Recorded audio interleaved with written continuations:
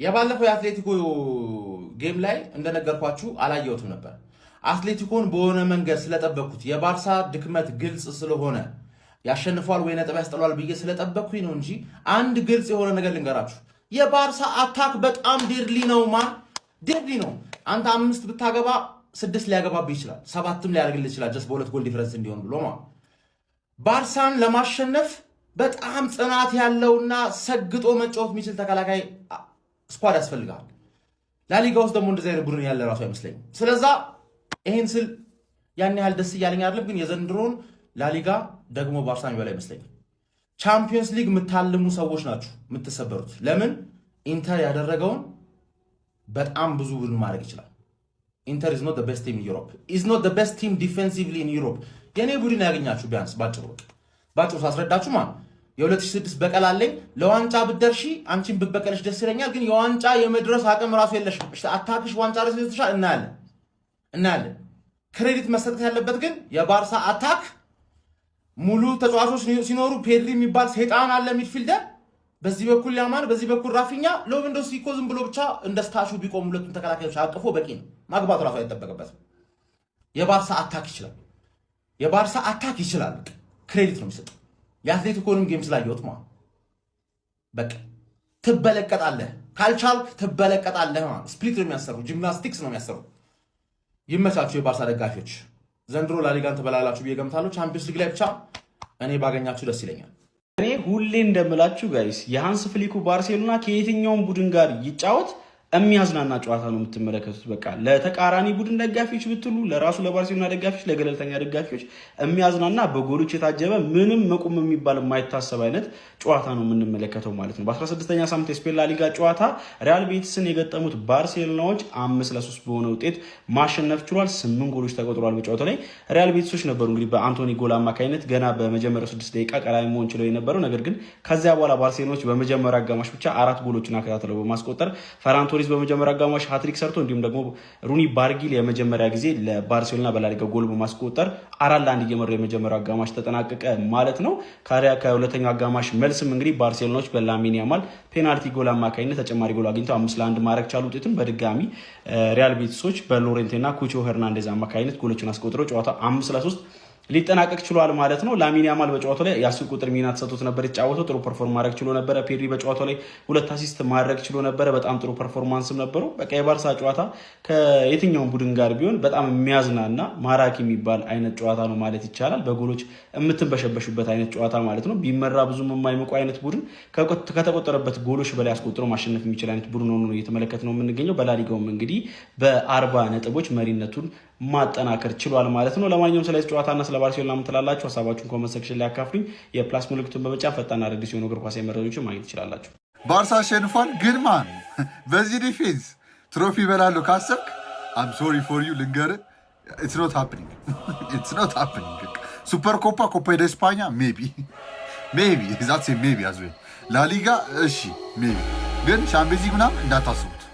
ተለመደው እንግዲህ ዞር እያለ የተለያዩ ሊጎች ስለምንነካካ ይህን አካውንት ፎሎ ማድረግ እንዳደረሱ አዲስ ከሆናችሁ ሀሳባችሁ ኮመንት ላይ አስቀምጡልኝ። ስለ ጨዋታዎቹ ኮፒ ሊንክም ደግሞ 10-20 ጊዜ 100 ጊዜ አርጉ ከፈለጋችሁ በደንብ እንዲታይ። ያው ብዙ ቪዲዮችን መለቀላችሁ እና ማታ ላይ ስለሆነ ለሰው እንዲዳረስ ነው። የፈለጋችሁ ቅጡኝ።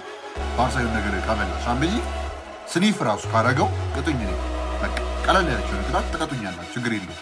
ዊዝ ዲስ ዲፌንስ ለጌምስ ጎል ሊበላ አይችልም በምንም ሂሳብ።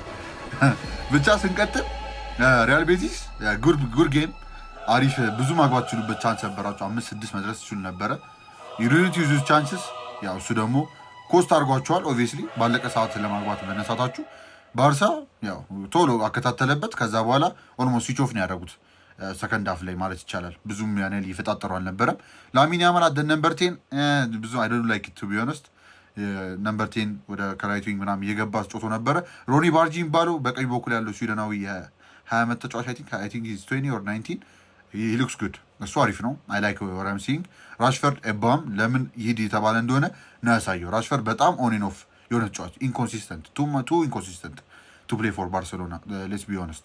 እና ፈራን ቶሬስ ፕሌይ ላይክ R9 ቱዴይ he should have gotten like 4 goals 5 goals ራሱ መድረስ ይችል ነበር። ፈራን ቶሬስ ግን አላት በቃ እቺ ሚስታት ነገር ስላለ አንድ ሁለቴ በቃ የሚገርም ቻንስ አንዴ ቢያንስ ትውጣል። ሃትሪክ ሰርቶ ራሱ ይወጣል። የሚገርማቸው ነገር ግን ዛሬ ኖርማል ነው ብዬ ማስበው ቻንስ ያገኘ ነበር ባርሳ ክሬቲንግ ቻንስስ፣ ግን ፈራን ቶሬስ የጨረሰ አልነበረ ነው። ግን አሁን ሲጨርስ ያው ማግባት ጀመረ። ያው 3 ጎል አይ ቲንክ 11 ጎል ሲላ ሊጋ ነው ኖ ባድ ኤምባፔ 15 ሶ ያ ባርሳ ዝዋን ይሄን ዲፌንሲቭ ላይን ይዘን ግን ዋንጫ ካሰባችሁ አዝናለሁ እናንተ። ሌላ ምን አይነት ቅያሪን የተመለከትነው አንቶኒ ገና እንደተጀመረ 6ኛው ደቂቃ ላይ ጎል አስቆጥሮ ባርሴሎናን ነካካቸው። እንደምትመለከቱት ፈራን ሃትሪክ ሰራ። 5-3 ጨዋታው ተጠናቋል። እዚህ ቤት ግን ምንድነው ቆይ የሊቨርፑል ችግሩ ምንድነው? ተጫዋች አለው የተጎዳበት አለ እንዴ? የለም የተጎዳበት ነው።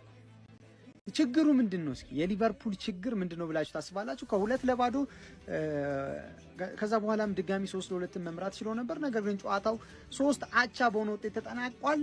ሊድስ የቀየረው ቅያሪ ሰርቶለታል። ባርሴሎና ቤት አዲስ ነገር እየተፈጠረ ይገኛል። የሌለ ማለት ነው የሌለ አዲስ ነው። ይሄ በያማል ቦታ እየተጫወተ ነው። ላሚን የመሃል ተጫዋች ሆኗል። ዛሬ ደግሞ ስለ ፔድሪ ምን ትላላችሁ? እስኪ ጨዋታውን የተመለከተ እኔ እዚህም እዛም እያልኩ ነበር ጨዋታውን ስመለከት የነበረው። ነገር ግን ፔድሪ ማለት ታውት በቃ እኔ ፔድሪን መግለጽ የሚያቅተኝ ያህል ከአእምሮዬ በላይ የሆነ ተጫዋች ሆኗል። ፔድሪ ኳሱን ሲያደራጅ እጅግ የሚገርም ነው። ለማንኛውም ለአዳዲስና ፈጣን መረጃዎች ፕላስ ምልክቱን መንካት እንዳትረሱ። ስለ ሊቨርፑል እስኪ ያላችሁን ሀሳብ ኮሜንት ላይ ጻፉልኝ። መልካም ምሽት፣ ደህና ደሩ ባይ። ኢረፍቲ ዱሮ ጎሪ አፉር ተረብቻ ይስናስ ገረማ ኢረፍቲ ዱሮ ሃትሪክ ኤኞን አንጀተን ፌርናን ቶሬስ ጀቹዳ ተበቶቱማ አከም ቀምነ ቆይ ተበቶኒ አከና ዲላተና ከቀምነ ቆይ ኑቲ ባርሰሎናን ጉያ ሪያልሰን አከሚ ሞምኔ አነመለ ተነጉብዱ ሲኒሜት እንጀራ ተነም ሪያልሰን ጄ ሲኒሜት እንጀራ አይ ባርሰሎና በር ደቂቃ ጃረት ጀቹዳ አንቶኒ ጎሊ ተከተነ ቁደንቴ ኢሳን ሰንቦታ ኻኒት ከጎሊ አፍርነ ቁደንዳን ጀቹዳ ባርሰሎናን አራኒ ደንዴስ ባርሰሎና ክለብ ጀቹን ክለብ አከና ካን አመኹኖቲ ጥቅሾሌ ተወጀቹዳ አረህ የነራ ገቡል ጅናልስ እንጃ ማሊፎ ጀተን ሬፉ የዱን ጉበዴቱ የዱ ጊዜ አርሰናል ሞት ጊዜ ማንቸስተር ሲቲ ሞቴ ኢላማት ጉበቹት እንጅራ መለ ገመቱት እንጅሩ ገሩ ቢያንስ ባርሰሎናን የጊዜ ሞቴ ክለብኔ የባርሰሎናን ጊዜ ሞይ ቢያንስ አሪን ቀቡስንለን ናኺሳ ሐቀመጂቲ ያዳ ሰኒፉ ባርሰሎናን ኮኖቲ አማንተና አፉሪ ፍታከቲ ይረፍቲ ቦድ እንዳኒ ጅራኒ አፍታይም ለጀቹዳ አማንተና ይረፍቲ ባኒ ብቻ አከመሆኑ አንተ ከሸኪን ቀበው ነው ያማ አፍሪክ ተከቲ መረው ጅራ ጎሌ ዱና ቀኒ አከመሆኑ ሸኪ ተከለን ቀቡ ብቻ በገገመደን ደጋፊን ባሽና ሁንዲኖ ከከያት ወሪ ገመደን ኮሚቴ ጅለቲ ገመነ ጅረጃና በረሳስ ንንጃ ዮምሌ ታናን ጉዩ አኮማን ጆጆቹዳ አራ